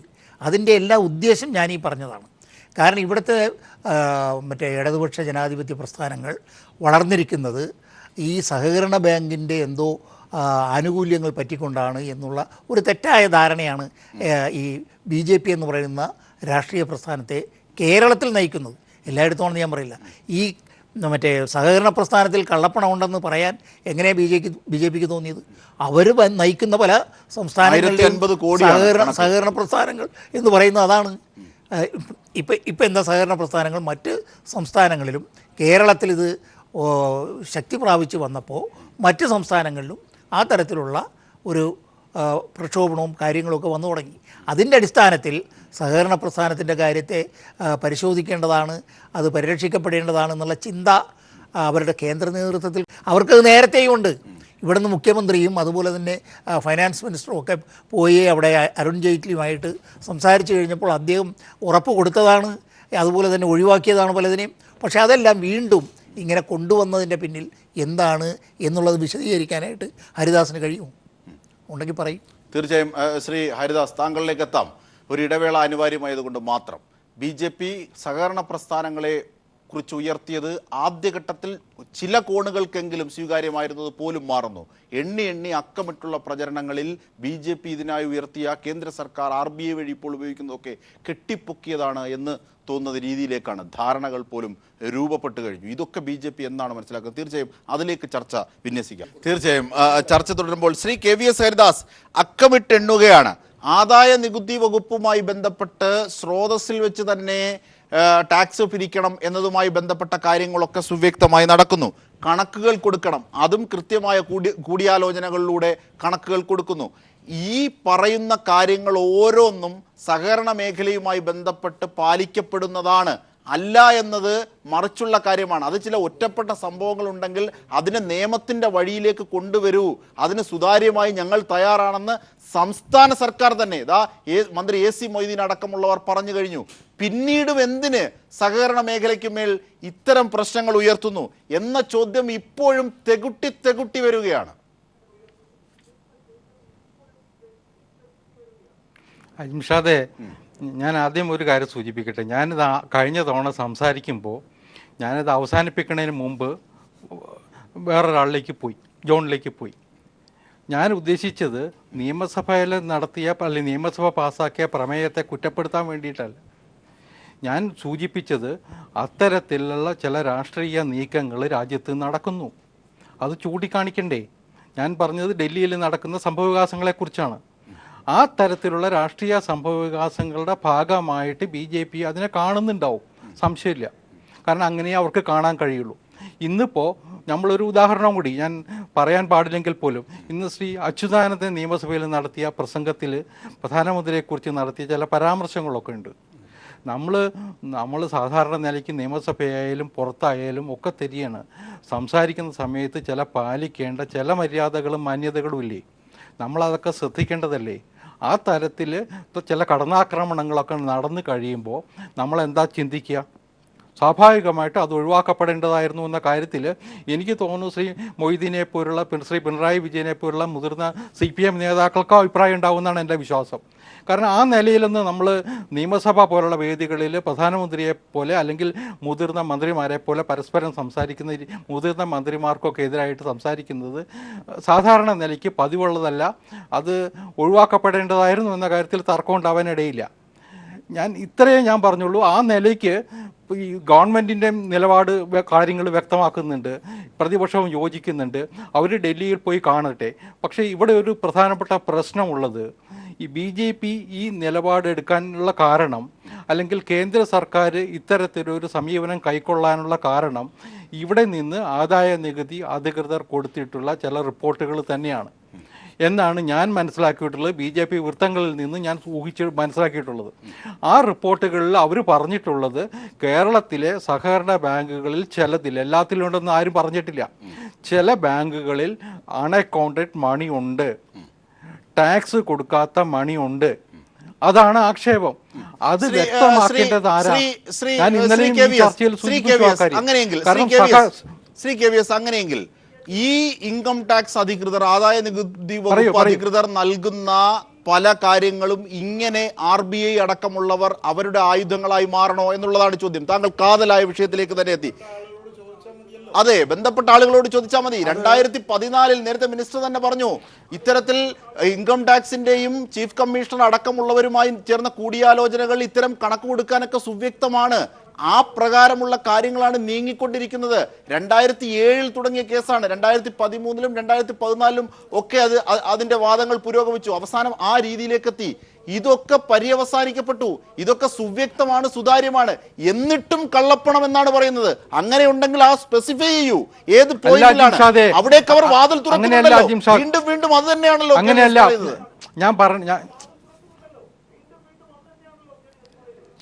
അല്ല അജീം ഷാദെ, ഞാനൊന്ന് പറഞ്ഞോട്ടെ. ഞാൻ പറഞ്ഞത് കേന്ദ്ര ഈ ഇൻകം ടാക്സിന്റെ അധികൃതർ കൊടുത്തിട്ടുള്ള റിപ്പോർട്ട് റിസർവ് ബാങ്കിന്റെ മുമ്പിലുണ്ട്, കേന്ദ്ര ഗവൺമെന്റിന്റെ മുമ്പിലുണ്ട്. അത്തരത്തിലുള്ള ചില സംഭവങ്ങൾ ഉണ്ടാകുന്ന സമയത്ത് ഗവൺമെന്റ് എടുക്കേണ്ട ചില പ്രിക്കോഷൻസ് ഉണ്ട്. അതിപ്പോ കേരളത്തിലെ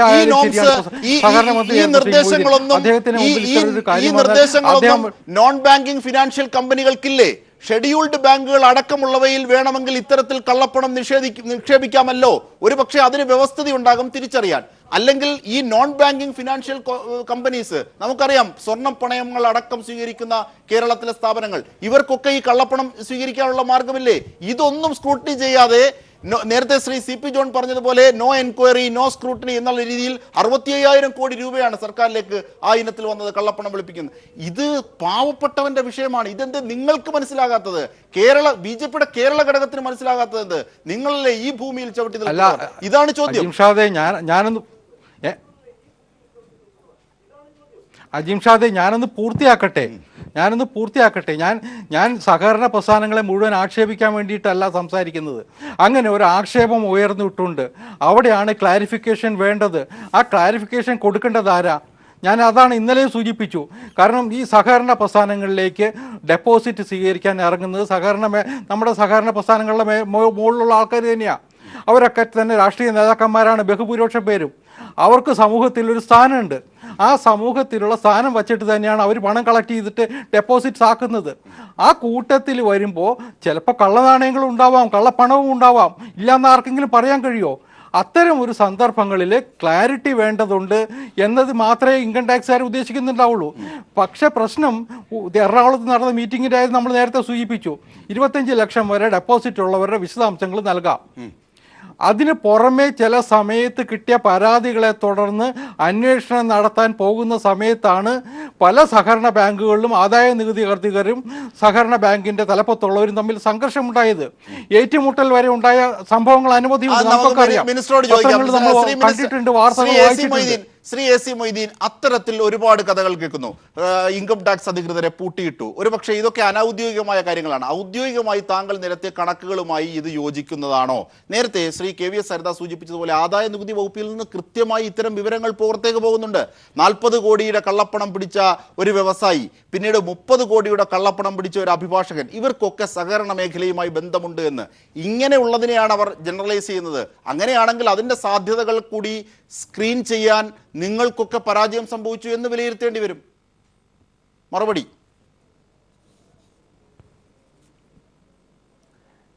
ഞാൻ പറയുന്നത്, കള്ളപ്പണം ഉണ്ടെങ്കിൽ കണ്ടുപിടിക്കട്ടെ, സമയമുണ്ടല്ലോ.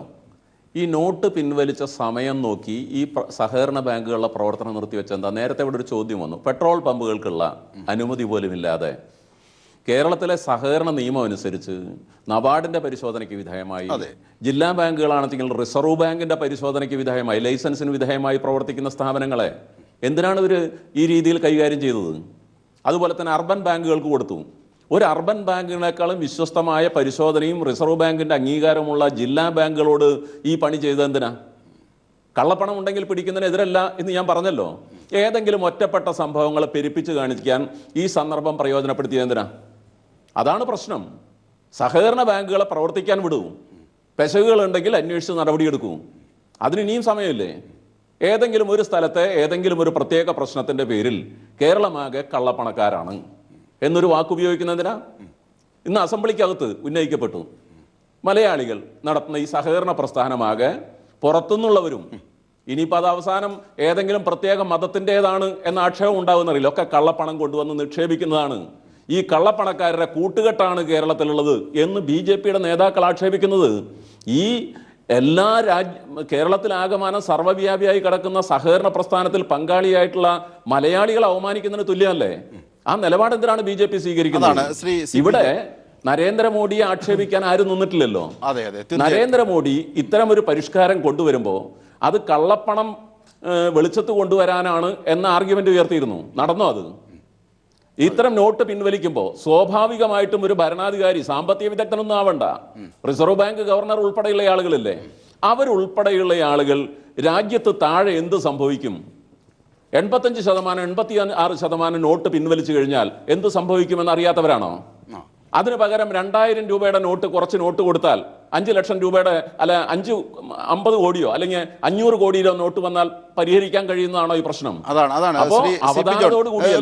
മിനിസ്റ്ററിലേക്ക് എത്താം. ശ്രീ CP ജോൺ, അതായത് നബാർഡ് ഒരുപക്ഷെ റിസർവ് ബാങ്കിന്റെ കൈ തന്നെയാണത്. അതുവഴി ഉള്ള ഓഡിറ്റിംഗ് വിധേയമാകുന്നുണ്ട്. ജില്ലാ സഹകരണ ബാങ്കുകൾ, പ്രാഥമിക സഹകരണ ബാങ്കുകൾക്ക് കൊടുക്കുന്ന സംവിധാനങ്ങൾ അടക്കമുള്ളവ.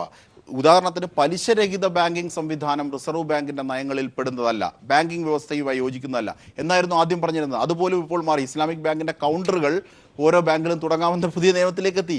ഈ വൈരുദ്ധ്യം, അതെ, ഏറ്റവും പുതിയതായിട്ട് എത്തിയിരിക്കുന്നു. ഓരോ കൗണ്ടറുകൾ തുറക്കാം, അതിൻ്റെ ആദ്യഘട്ടം എന്നുള്ള ആ രീതിയിലേക്ക് പോലും എത്തിയിട്ട് താങ്കൾ നേരത്തെ സൂചിപ്പിച്ച പോലെ സഹകരണ മേഖല അങ്ങനെയാണെങ്കിൽ ഇത് ഇവിടെ നിൽക്കുന്നതല്ല, ഇതിൻ്റെ പിന്നിൽ ശക്തമായ ഗൂഢാലോചനയുണ്ട്. അല്ല, ഈ സഹകരണ ബാങ്കുകൾക്ക് നേരത്തെ മിനിസ്റ്റർ പറഞ്ഞ പോലെ എന്തിനാണ് ഇപ്പോൾ ഒരു ആം ട്വിസ്റ്റിംഗ്? ഇത് കഴിഞ്ഞ് ഒരവസരം ഉണ്ടല്ലോ.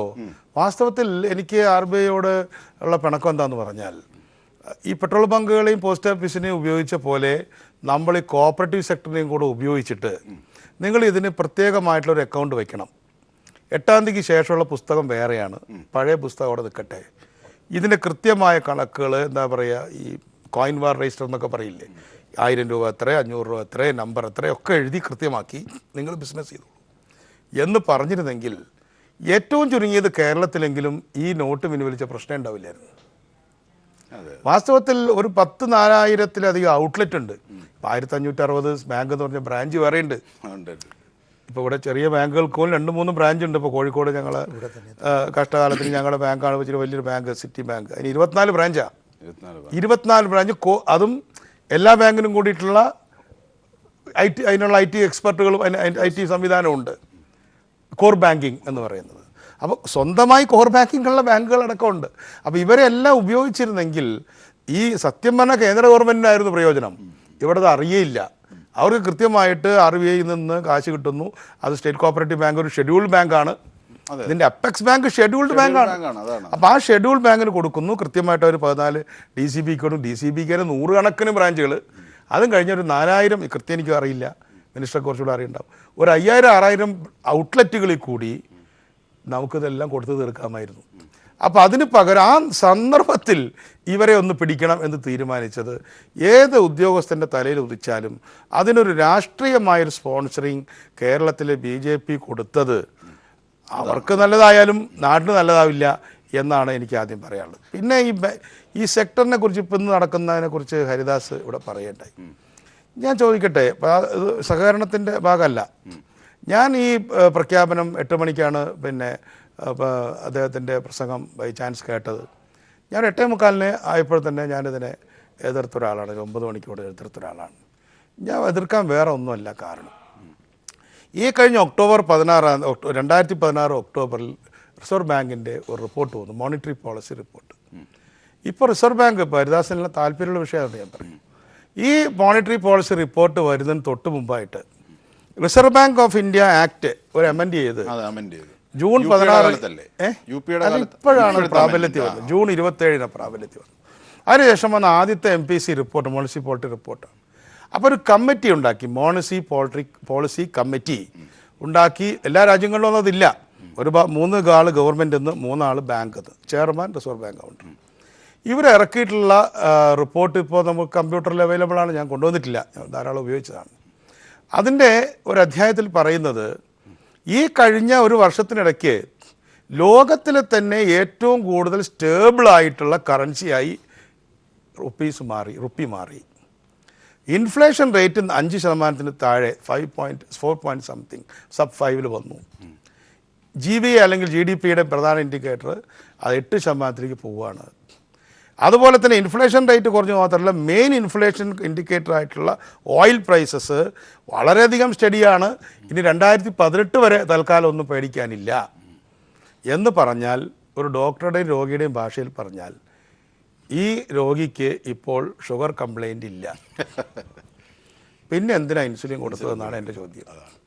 അപ്പോൾ ഇൻസുലിൻ നല്ലതാണോ ചീത്തയാണോ എന്ന് ചോദിച്ചാൽ അത് റിലേറ്റീവാണ് ചോദ്യം. രോഗി ഇൻസുലിൻ കംപ്ലൈൻ്റ് ഇല്ലാത്ത ഒരാൾക്ക് ഇൻസുലിൻ കൊടുത്ത ആൾ മരിക്കും. അപ്പോൾ ഇൻഫ്ലേറ്ററി പ്രഷർ ഇല്ലാത്തൊരു സമയത്ത് ഡിഫ്ലേഷൻ ഉണ്ടാക്കി, പണച്ചുരുക്കം ഉണ്ടാക്കി. ഞാൻ എക്കണോമിക്സിൻ്റെ ഭാഷയിൽ പറഞ്ഞാൽ പണപ്പെരുപ്പം പൂർണ്ണമായും നിയന്ത്രിതമായൊരു സാഹചര്യം. അത് BJPയുടെ ഭാഗ്യമാണ്, BJPയുടെ മിടുക്കുവാണെന്ന് പറഞ്ഞോളൂ.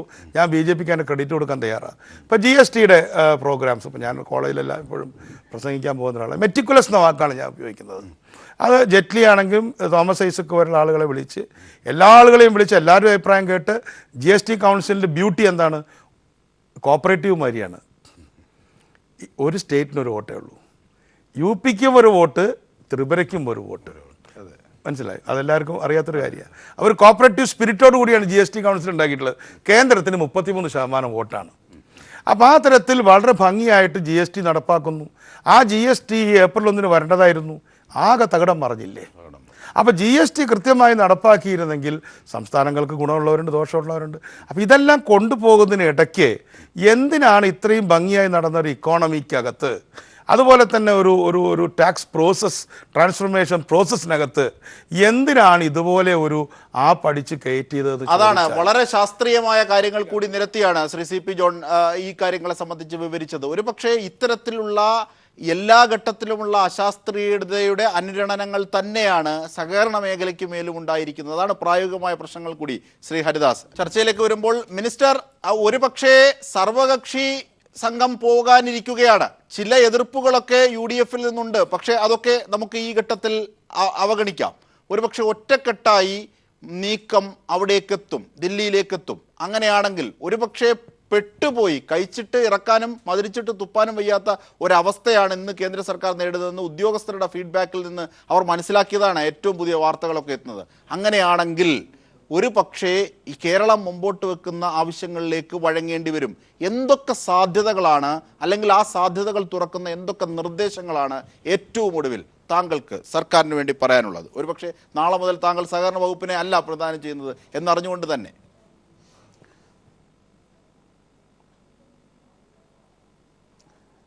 ഈ നാളത്തെ 24-ാം തീയതിയാണ് സർവകക്ഷി സംഘം ഡൽഹിയിലേക്ക് പോകുന്നത്. കേരളത്തിൻ്റെ മുഖ്യമന്ത്രി ഉൾപ്പെടെയുള്ളവർ ധനമന്ത്രിയെ സംസാരിച്ചപ്പോഴും കേരളത്തിൻ്റെ സഹകരണ മേഖലയെ സംബന്ധിച്ച് അദ്ദേഹത്തിന് മികച്ച അഭിപ്രായമാണ് പ്രകടിപ്പിച്ചത്. ഇന്ത്യയിലെ വടക്ക് കിഴക്കൻ പ്രദേശങ്ങളിലുള്ള ചില സഹകരണ പ്രസ്ഥാനങ്ങൾ, അതിനെ സംബന്ധിച്ച് അദ്ദേഹത്തിന് ഈ പറയുന്ന ആക്ഷേപങ്ങളുണ്ട് എന്ന് സൂചിപ്പിച്ചു. കേരളത്തിൽ സഹകരണ പ്രസ്ഥാനം ഇടപെടുന്ന മേഖലകളെ സംബന്ധിച്ച് അദ്ദേഹം മികച്ച അഭിപ്രായമാണ് പ്രകടിപ്പിച്ചത്. പക്ഷേ അദ്ദേഹത്തിന് തീരുമാനമെടുക്കാൻ കഴിയാത്ത രീതിയിലുള്ള ബന്ധനമുണ്ടോ എന്ന് സംശയിക്കേണ്ട അവസ്ഥ ഉണ്ട്. വലിയ കേരളത്തിലെ ജനങ്ങളാകെ ആവശ്യപ്പെടുന്നു. BJP നേതാക്കൾ ഇവിടെ ഈ വർത്തമാനം പറയുന്നുണ്ടെങ്കിലും അവരുടെ വാദഗതികളുടെയൊക്കെ ദുർബലത വളരെ വ്യക്തമാക്കപ്പെട്ട് കഴിഞ്ഞില്ലേ? രാജ്യത്തെ, ഈ സംസ്ഥാനത്തെ ജനങ്ങളോടൊപ്പം നിൽക്കാൻ കഴിയാത്തൊരു പ്രസ്ഥാനത്തിന് മുന്നോട്ട് പോകാനാവില്ല. അപ്പോൾ കേരളത്തിലെ ജനങ്ങളൊന്നാകെ ആവശ്യപ്പെടുക, ഒരു സംസ്ഥാനത്തെ ജനങ്ങളൊട്ടാകെ കേന്ദ്ര ഗവൺമെൻറ്റിനോട് ആവശ്യപ്പെടുന്നു. ഇവിടുത്തെ MPമാരാകെ പ്രധാനമന്ത്രിയെയും ധനമന്ത്രിയെയും കണ്ട് ഈ ആവശ്യങ്ങൾ ഉന്നയിക്കുന്നു. തീർച്ചയായും കേന്ദ്ര ഗവൺമെൻറ്, ഇന്ത്യൻ യൂണിയൻ ഒരു ഫെഡറൽ ഭരണഘടനയ്ക്ക് കീഴിൽ പ്രവർത്തിക്കുന്ന ഒരു ഗവൺമെൻറ് അല്ലേ? ഈ ഫെഡറൽ സ്വഭാവത്തിൻ്റെ അന്തസത്ത നിലനിർത്തി പോകാൻ കഴിയുന്ന രീതിയിൽ സംസ്ഥാനത്തെ ജനങ്ങൾ ഒന്നാകെ ആവശ്യപ്പെടുന്ന ഈ ആവശ്യത്തിനോട് നീതി പുലർത്താൻ അവർ തയ്യാറാകണം എന്നാണ് ഞങ്ങൾക്ക് അഭ്യർത്ഥിക്കാനുള്ളത്. അതിനവർ തയ്യാറാകുന്നതാണ് നല്ലത് എന്നുള്ളത് ഈ സാഹചര്യത്തിൽ ഓർക്കുന്നു നന്നാവും. രാജ്യത്ത് ഇത്തരമൊരു സമീപനം ഉണ്ടാക്കിയ പ്രത്യാഘാതങ്ങൾ അനുഭവത്തിൻ്റെ അടിസ്ഥാനത്തിൽ ഇപ്പോൾ അവർക്ക് ബോധ്യം വന്നിട്ടുണ്ട്. അപ്പോൾ ശരിയായൊരു സന്ദർഭത്തിൽ ശരിയായൊരു തീരുമാനമെടുക്കാൻ കേന്ദ്ര ഗവൺമെൻറ് തയ്യാറാവുകയാണ്. സംസ്ഥാനത്തെയും രാജ്യത്തെയും ജനങ്ങളെ രക്ഷിക്കാൻ ആവശ്യമായത്. നിബന്ധനകൾ എന്തെങ്കിലും ഉണ്ടെങ്കിൽ ആ നിബന്ധനകൾ എന്ന് ഞാൻ പറയുന്നത് നേരത്തെ പറഞ്ഞല്ലോ, ഇൻകം ടാക്സിൻ്റെ പരിശോധന ഉൾപ്പെടെയുള്ള വിഷയങ്ങൾ അതിൽ ചർച്ചയാവാം, അതിൻ്റെ ഭാഗമായി തീരുമാനങ്ങൾ എടുക്കാം. അതിനൊന്നും ആരും എതിരല്ലല്ലോ. തീർച്ചയായും അത്തരം പരിശ്രമങ്ങളുടെ ഭാഗമായി വിവേകപൂർണമായൊരു സമീപനം കേന്ദ്ര ഗവൺമെൻറ് സ്വീകരിക്കും എന്നാണ് ഞാൻ പ്രതീക്ഷിക്കുന്നത്. തീർച്ചയായും അങ്ങനെ അതിന് സഹായകമാകുന്നതാകട്ടെ ഇന്നത്തെ നിയമസഭയുടെ നിലപാടും അല്ലെങ്കിൽ പ്രമേയവും ഒക്കെ. Shri KVS Haridas, during the time of demonetization, we can't allow this, country can't entertain this type of any ceremony, marriage ceremony, you will stop it, otherwise you will be arrested എന്ന ഒരു പഞ്ച് ഡയലോഗ് മോദിക്ക് 500 കോടി വിവാഹം നടത്തിയ ആളിനോട് പറയാനായില്ല. ഒന്ന്. മറുവശത്താകട്ടെ നേരത്തെ ഇവരൊക്കെ പറഞ്ഞതുപോലെ, CP ജോണും മിനിസ്റ്ററും ഒക്കെ പറഞ്ഞതുപോലെ വലിയ രീതിയിലുള്ള പാവങ്ങളുടെ വിവാഹങ്ങൾ മുടങ്ങുന്നു സഹകരണ പ്രസ്ഥാനങ്ങൾക്ക്. മറുവശത്ത് മറ്റൊന്ന്, 7000 കോടിയുടെ കടം എഴുതിത്തള്ളുന്നു, ബാലൻസ് ഷീറ്റിലേക്കൊക്കെ മാറ്റിയെന്ന സാങ്കേതികത പറഞ്ഞാലും ശരി തന്നെ. ഇപ്പുറത്ത് പാവങ്ങൾക്ക് മേൽ വലിയ വലിയ ക്രൂരത ഉണ്ടാകുന്നു, അവരുടെ പണം പിൻവലിക്കാൻ പോലും ആകാത്ത വിധം. ഈ വലിയ വൈരുദ്ധ്യം നിസ്സാരമായി കാണരുത് ശ്രീ KVS ഹരിദാസ്. പ്രധാനമന്ത്രിക്ക് അത് പറയാനാവില്ലെങ്കിൽ നാഗ്പൂരിൽ ബെഞ്ചിൽ കിടന്നുറങ്ങുന്ന ഞങ്ങളുടെ നേതാക്കളെന്ന അഭിമാനം കൊള്ളുന്ന നാഗ്പൂരിൽ നിന്ന് ഒരു കത്തെഴുതി കൊടുത്തൂടെ, ഇങ്ങനെ പറയൂ പ്രധാനമന്ത്രി എന്ന്?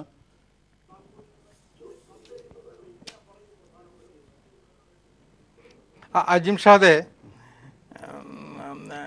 ബഹുമാനപ്പെട്ട മന്ത്രി പറഞ്ഞ അല്ലെങ്കിൽ മുന്നോട്ട് വെച്ച അഭിപ്രായം ഉണ്ടല്ലോ, അവസാനം പറഞ്ഞ അഭിപ്രായം, ഞാനും വിചാരിക്കുന്നത് ഡൽഹിയിൽ നടക്കുന്ന ഇത്തവണത്തെ ചർച്ചയിൽ ഈ പ്രശ്നത്തിന് പരിഹാരമുണ്ടാവും തന്നെയാണ്. ഇന്ന് നമ്മൾ ഇതിനകത്ത് നമ്മൾ കണ്ടു കഴിഞ്ഞു, കേന്ദ്ര സർക്കാർ ഈ പ്രശ്നത്തിൽ പരിഹാരം കാണുന്നതിനെക്കുറിച്ച് ഗൗരവത്തിൽ ചിന്തിക്കുന്നു എന്നുള്ള വാർത്തകൾ ഇതിനകം തന്നെ വെളിച്ചത്ത് വന്നു കഴിഞ്ഞിട്ടുണ്ട്. ചില ധാരണകൾ ഉണ്ടാക്കേണ്ടി വരും. ഞാൻ ഇപ്പോൾ അദ്ദേഹം തന്നെ സൂചിപ്പിച്ചു, ആദായ നികുതി സംബന്ധിച്ച് എന്തെങ്കിലും പ്രശ്നങ്ങളുണ്ടെങ്കിൽ, ഇപ്പോൾ ആദായ നികുതി അധികൃതർക്ക് എന്തെങ്കിലും ആവശ്യങ്ങൾ കിട്ടേണ്ടതുണ്ടെങ്കിൽ അത് വാങ്ങിക്കൊടുക്കാൻ അല്ലെങ്കിൽ എടുക്കുന്നതിന് വേണ്ടിയിട്ടുള്ള സൗകര്യവും ഒക്കെ ഒരുക്കാനുള്ള ഉത്തരവാദിത്തം എനിക്ക് തോന്നുന്നു പലപ്പോഴും ഉണ്ടായ സംഘർഷങ്ങളുടെയൊക്കെ പശ്ചാത്തലത്തിലാണ് ഞാൻ സൂചിപ്പിക്കുന്നത്. ആ കാര്യത്തിൽ ഗവൺമെൻറ്റിനും ചില ഉറപ്പുകൾ കൊടുക്കാൻ കഴിയും. നമ്മുടെ സർവകക്ഷി യോഗമാണ് പോകുന്നത്, BJP ഒഴിച്ചുള്ളവരെല്ലാവരും ഉണ്ട്.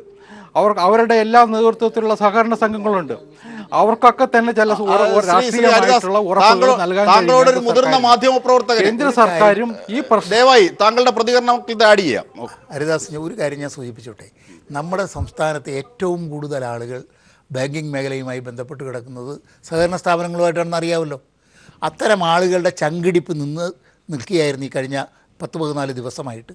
അവരെ സംബന്ധിച്ചിടത്തോളം അവരൊരു അന്ധകാരത്തിലായിരുന്നു. അറിയാമല്ലോ, ഇന്നലൊരു ആൾ പോയി നിന്ന് മരിക്കേണ്ടി വന്ന ഗതികേടൊക്കെ ഇതെല്ലാവരുടെ മനസ്സിലുള്ളതാണ്, അത് ആരും കാണിക്കുന്നില്ല എന്നുള്ളത്. ഇനി ഈ പണം കിട്ടുമോ എന്ന് എല്ലാവരും ശങ്കിച്ചിരിക്കുന്ന ഒരു ഘട്ടത്തിലാണ് ഇന്ന് നമ്മുടെ കേരള നിയമസഭ സമ്മേളിച്ച് മുഖ്യമന്ത്രി പറഞ്ഞത് ഒരൊറ്റ സഹകാരിയുടെയും ഒരു പൈസയും നഷ്ടപ്പെടാൻ ഈ ഗവൺമെൻറ് പ്രധാനമന്ത്രി ചർച്ചയ്ക്ക് വരാത്തത് കൂടി താങ്കൾ അല്ല, പ്രധാനമന്ത്രി ഈ ചർച്ചകളിൽ വരാത്തതിൻ്റെ ഒരു കാരണം ഞാൻ ഇവിടെ ഈ ചർച്ച നടക്കാതിരിക്കുന്ന സമയത്ത് ഞാൻ പറഞ്ഞു. ഇവിടെ ജോൺ ഉന്നയിച്ച പല കാരണങ്ങളും ഈ രാജ്യത്തിലെ ബുദ്ധിയുള്ള ആളുകളൊക്കെ ആലോചിക്കുന്ന കാര്യങ്ങളാണ്. ഇതെല്ലാം പാർലമെൻറ്റിൽ ചർച്ചയിൽ ഉയർന്നു വരുമ്പോൾ അതിന് മറുപടി പറയാൻ പ്രധാനമന്ത്രിക്ക് ബുദ്ധിമുട്ടുണ്ടാകും എന്നുള്ളത് കൊണ്ടാണ് അദ്ദേഹം പാർലമെൻറ്റിനെ ഫേസ് ചെയ്യാത്തത് എന്ന് ഞാനിവിടെ പറയുന്നുണ്ട്. അത് ഹരിദാസിൻ്റെ അറിവിന് വേണ്ടി ഞാൻ പറയുകയാണ്. തീർച്ചയായിട്ടും നിങ്ങൾക്കിത് ഗുണകരമായ കാര്യമില്ല. നിങ്ങളിപ്പോൾ വളർച്ചയുണ്ടെന്ന് കരുതുന്ന നിങ്ങളുടെ വളർച്ച കീഴോട്ടായിരിക്കും ഉണ്ടാകാൻ പോകുന്നത് എന്നുകൂടി സൂചിപ്പിക്കുന്നു. ഉപദേശം കൂടിയുണ്ട്. ശ്രീ ഹരിദാസ് വേഗം. ഇന്നാണ് നമ്മുടെ സഹകരണ മേഖല ആളുകൾ ശ്വാസം നേരെ വീണിട്ടുള്ളത്. ഞാൻ വേഗം അവസാനിപ്പിക്കാം ജിഷാദേ. ഞാൻ പറഞ്ഞത് ഈ പ്രശ്നത്തിന് പരിഹാരം ഉണ്ടാക്കാൻ ഗവൺമെന്റിന്റെ ഭാഗത്തു നിന്നും ചില അണ്ടർടേക്കിങ്സ് കൊടുക്കേണ്ടി വരും. കേന്ദ്ര സർക്കാർ അത് പരിഹരിക്കും എന്നാണ് ഞാൻ വിശ്വസിക്കുന്നത്. കാരണം ഏതായാലും ഈ മാസം അവസാനമാകുമ്പോഴത്തേക്കും സഹകരണ സംഘങ്ങളിലെ ജോലിക്കാരുടെ ശമ്പളം ഉൾപ്പെടെയുള്ള പ്രശ്നങ്ങൾ പരിഹരിക്കാതിരിക്കാൻ പറ്റില്ല, നമുക്കറിയാം. അപ്പോൾ ഗവൺമെന്റ് അതിനക്കാര്യത്തിൽ ചിന്തിക്കാതിരിക്കില്ല എന്നാണ് എൻ്റെ വിശ്വാസം. ശ്രീ ജോൺ സൂചിപ്പിച്ച ഒരു വിഷയമുണ്ട്. ശരിയാണ്, നമ്മുടെ ഇന്ത്യയുടെ സാമ്പത്തിക സ്ഥിതി വളരെ മെച്ചപ്പെട്ട നിലയിലായിരുന്നു എന്നുള്ള കാര്യം സർവരും അംഗീകരിക്കുന്നുണ്ട്. പക്ഷെ ഈ ഡിമോണൈസേഷൻ കൊണ്ടുണ്ടായിട്ടുള്ള ചില ഗുണങ്ങൾ നമ്മൾ കാണാതെ പോയിക്കൂടാ. പെട്ടെന്ന് ഉണ്ടായ ഗുണങ്ങൾ ജമ്മു കാശ്മീർ തീർച്ചയായും സമയപരിമിതി ഉണ്ട്. ഞാനൊന്ന് പറഞ്ഞോട്ടെ. ഞാൻ ഇപ്പൊ ജമ്മു കാശ്മീരിലുണ്ടായ പ്രശ്നം, ജമ്മു കാശ്മീരിലെ ഭീകരന്മാരുടെ സ്ഥിതി ഇപ്പൊ നമ്മൾ കണ്ടില്ലേ. അവർ പാകിസ്ഥാനിൽ അച്ചടിച്ചിരുന്ന കള്ളനോട്ടുമായിട്ട് ഇറങ്ങിയിരുന്നവർ ഇന്ന് പുറത്തിറങ്ങാത്ത സ്ഥിതിയായില്ലേ. അവിടെ ഇന്ന് സമാധാനമുണ്ട്. കഴിഞ്ഞ ചർച്ചയുടെ അവസാന ഘട്ടത്തിലേക്ക് പോകുമ്പോൾ ഇന്നത്തെ പ്രമേയം ഒരുപക്ഷെ സങ്കുചിതമായ രാഷ്ട്രീയ പ്രശ്നങ്ങളൊന്നും താങ്കളെപ്പോലെ ഈ മേഖലയിൽ വൈദഗ്ധ്യമുള്ള ഒരാളോട് ഞാൻ ചോദിക്കുന്നില്ല. ഒരുപക്ഷെ നമ്മൾ ഒന്നിച്ച് തന്നെ നീങ്ങുന്നു, കേരളം ഒന്നിച്ച് തന്നെ നീങ്ങുന്നു, ഇടതും ഐക്യമുന്നണിയും ഒക്കെ. അങ്ങനെയാണെങ്കിൽ ഇന്നത്തെ പ്രമേയവും തുടർന്നുള്ള പരിപാടികളും ഏതൊക്കെ സാധ്യതകളാണ് കേന്ദ്രത്തിന് മുന്നിൽ തുറക്കാൻ പോകുന്നത്? വളരെ ചുരുക്കി കേന്ദ്രത്തിന് നേരത്തെ ഹരിദാസും കൂടെ സമ്മതിച്ചതിന് ഞാൻ വെൽക്കം ചെയ്യുകയാണ്. ഇപ്പോൾ കേന്ദ്രത്തിന് ചില പ്രിയൻഷൻസ് അവർക്കുണ്ട്, അവരുടെ ഉദ്യോഗസ്ഥന്മാർക്ക്, IT ഉദ്യോഗസ്ഥന്മാർക്കുണ്ടെങ്കിൽ അത് തീർച്ചയായിട്ടും കേരള ഗവൺമെൻറ് കേൾക്കണം. കോപ്പറേറ്റീവ് സൊസൈറ്റി അല്ല, ഗവൺമെൻറ് കേൾക്കണം. ഗവൺമെൻറ് കേട്ടാൽ അത് കോപ്പറേറ്റീവ് സൊസൈറ്റിയിലേക്ക് കൺവേ ചെയ്യണം. അത് കൺവേ ചെയ്ത് കഴിഞ്ഞാൽ അത് ബന്ധപ്പെട്ട സെക്രട്ടറിമാരെ, പ്രസിഡന്റുമാരെ വിളിച്ച് ഇനി തൊട്ട് ഇങ്ങനെ പറ്റുള്ളൂ എന്ന് പറയേണ്ടതായിട്ട് വരും. അതൊക്കെ ഒരുപാട് കാര്യങ്ങൾ അതൊക്കെ ചർച്ചയിൽ കൂടെ ചെയ്യാം. മന്ത്രി തന്നെ സംബന്ധിച്ചു, അതുപോലെ തന്നെ മുഖ്യമന്ത്രി പറഞ്ഞു. പക്ഷെ ഇന്ന് നേരത്തെ ശക്തി പറഞ്ഞതുപോലെ ആളുകൾക്ക് വളരെ സമാധാനമായി. നിങ്ങൾക്ക് ആളുടെ അറിയില്ല. ഞാൻ പലരോടും പലരും എന്നോടൊന്ന് പരാതി പറഞ്ഞു. സൊസൈറ്റിയുടെ പ്രസിഡന്റ് എന്നുള്ള എനിക്ക് പറയാണ്, ചെറിയ സൊസൈറ്റിയുടെ എൻ്റെ അടുത്തല്ല സെക്രട്ടറി അടുത്ത് പറഞ്ഞ് ഞങ്ങളാകെ ടെൻഷനായിട്ട് ഉറങ്ങിയിട്ടില്ല. പക്ഷേ പ്രതിപക്ഷവും ഭരണകക്ഷിയും എല്ലാം റിസർവ് ബാങ്കിൻ്റെ കൂടെ പോയി മുഖ്യമന്ത്രി ഇരിക്കുന്നു, നിങ്ങളെ രജിസ്റ്റർ ഓഫീസിൻ്റെ കൂടെ പോയിരിക്കുന്നു, ഇന്നലെ സർവകക്ഷിയോഗം നടക്കുന്നു.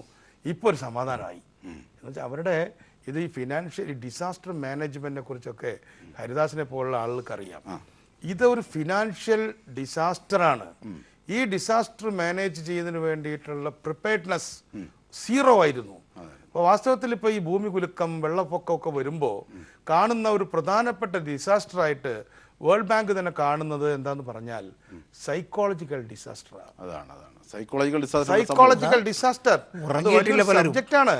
ഇപ്പൊ സുനാമി വരുന്നു എന്ന് പറഞ്ഞാൽ ഒരു വീട് ഒലിച്ചു പോയി എന്നുള്ളതല്ല, ഒലിച്ചു പോവാത്ത അത്തരത്തിലുള്ള സൈക്കോളജിക്കൽ പ്രഷർ അതാണ്. ഇപ്പോ ഈ കഴിഞ്ഞ ഒരു 2 ആഴ്ച കൊണ്ട് ഇന്ത്യയിൽ ഉണ്ടായിട്ടുള്ള സൈക്കോളജിക്കൽ പ്രഷർ, അതുണ്ടാക്കിയിട്ടുള്ള ടെൻഷൻ, എന്തിന് ട്രംപിന്റെ പ്രസംഗം ഉണ്ടാക്കിയിട്ടുള്ള ടെൻഷൻ എന്താണെന്ന് അവിടുത്തെ സൈക്കോളജിസ്റ്റുകൾ കൂടി. തീർച്ചയായും സമയപരിമിതി ഉള്ളത് കൊണ്ട് മാത്രം സോറി നിർത്തുന്നു. ഒരുപക്ഷെ ഇന്ന് സംസ്ഥാന സർക്കാർ നൽകിയ ഉറപ്പ് ഇത്തരത്തിൽ കൂടിയാണ് വലിയ രീതിയിലേക്ക് വികസിച്ചത്. ഭൗതികമായ ചർച്ചയല്ല ഇത്, മറിച്ച് ഹൃദയ തലത്തിലുള്ളതാണ്. ഫുൾ സ്റ്റോപ്പ് ഇടാതെ ചർച്ച ജനങ്ങളുടെ മുമ്പിലേക്ക്. ചർച്ചയിൽ പങ്കെടുത്തവർക്കൊക്കെ നന്ദി. ന്യൂസ് ആൻഡ് വ്യൂസ് പൂർണ്ണമാകുന്നു.